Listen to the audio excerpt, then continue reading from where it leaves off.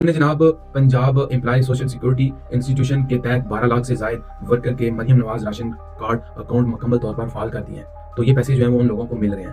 21 ارب روپے سے زائد رقم محنت کشوں کے اکاؤنٹ تک منتقل ہو چکی ہے۔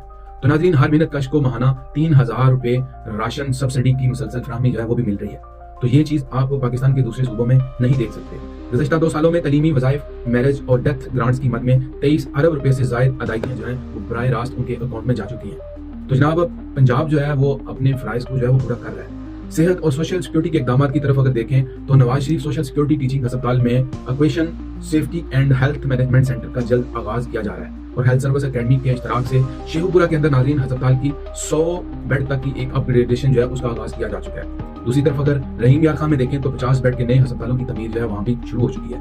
تو مریم نواز ویلنس سینٹر اور ٹیلی کلینک کا آغاز جو ہے وہ بھی شروع ہو چکا ہے۔ صحت کے شعبے میں ڈیجیٹل مانیٹرنگ سسٹم کا نفاذ، فیصلہ آباد اور لاہور میں آپریشنل لیبارٹیز کا قیام بھی جو ہے وہ بھی وجود میں آ چکا ہے۔ تو ناظرین، آپ دوسرے صوبوں میں جا کے دیکھیں تو آپ کو یہ فیسلٹیز وہاں پہ نہیں ملیں گی۔ دوسرے صوبوں کے لوگ ان فیسلٹیز کو حاصل کرنے کے لیے پنجاب کا رخ کرتے ہیں۔